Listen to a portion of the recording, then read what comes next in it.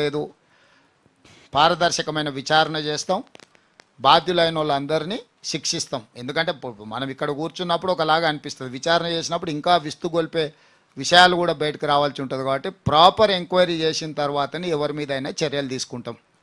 Sir Rahul sir from wire.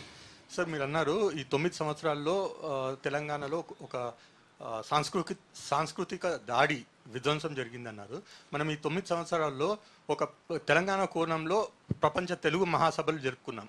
Telangana కోణంలో బలగం లాంటి సినిమాలు, నాటు నాటూరు లాంటి ఆస్కర్ విన్నింగ్ పాటలు వచ్చినాయి. మనము బతుకమ్మ, బోనాలు లాంటి పండుగలకు మనం జీవం పోసినాము. ఇప్పుడు దీన్ని మీరు ఎట్లా చూస్తారు? రాహుల్ గారు, ఇప్పుడు ఆ బలగం సినిమా కానీ లేకపోతే ఆ పాట కానీ ప్రభుత్వానికి ఏం సంబంధం లేదు. కొంతమంది పెట్టుబడి పెట్టి సినిమాలు తీసుకున్నారు, వ్యాపారం చేసుకున్నారు, అందులో వాళ్ళకి ప్రయోజనం చేకూరింది, దాంట్లో కొంత తెలంగాణ సంస్కృతి గురించి వచ్చింది. ఇక్కడ మనం చర్చిస్తున్నది ప్రభుత్వ నిర్ణయాలు. మీరు చూస్తుంటే అమ్మగారు లేరు కాబట్టి వచ్చేసారి బతుకమ్మ చేర్చడానికి ఎవరు ఉండేటట్టు లేరు, ఎట్లా అనేటట్టే ఉండు. బతుకమ్మ అనేది నా అమ్మమ్మలు వాళ్ళ తరతరాలుగా మనము చేసుకుంటున్న పండగ. కాబట్టి వాళ్ళు వచ్చి మనకు నేర్పింది ఏం లేదు. ఒకవేళ బతుకమ్మను కూడా వ్యాపారంగా మార్చి, ఆట వస్తువుగా మార్చి, ప్లాస్టిక్ పూలు వాళ్ళు వచ్చిన అంతకుముందేమో బంతి పూలు, ఇవన్నీ సువాసనలు వెదజల్లే పూలు ఉండే. వాళ్ళు వచ్చిన బతుకమ్మలో ప్లాస్టిక్ పూలు వచ్చినాయి, గంతేతాడు. ఈసారి ప్లాస్టిక్ పూలతో చేసేటోళ్ళు లేకపోవచ్చు.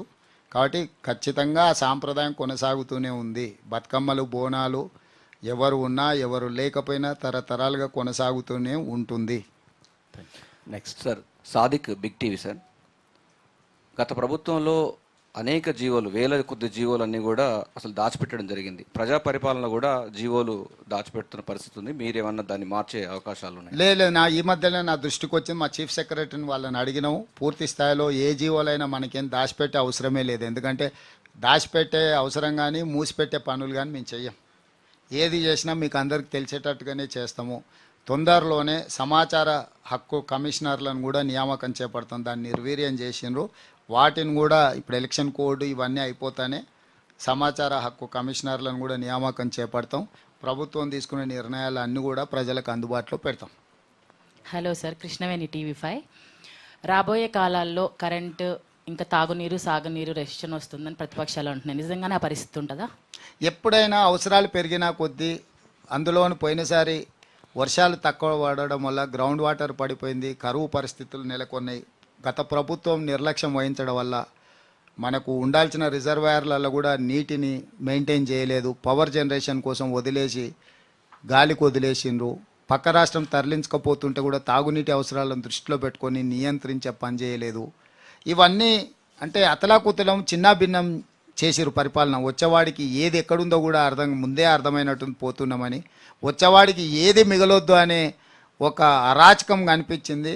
దాన్ని కంప్లీట్గా ఈ రోజు వరకు ఎక్కడ కూడా మీకు చిన్న సమస్య కూడా రాకుండా, ఎక్కడైనా అనుకోకుంటే ఏదైనా చిన్న సమస్యలు వస్తే కూడా వాటిని పరిష్కరించుకుంటూ, మీకు ఒక ఉదాహరణ చెప్తా. విద్యుత్తు మేము అవసరానికి మించి ఎక్కువ ఇస్తున్నా, విద్యుత్ కోతలు అవుతున్నాయి. ఏంద్రా అని చూస్తే కొంతమంది నాయకులు ఆ లైన్మెన్లకు చెప్పేసి, ఎక్కడైతే విఐపీలు ఉంటారో ఎవరు అంటుంటారో ఆ లైన్మెన్ లైన్ ఆఫే పని మొదలుపెట్టిండ్రు.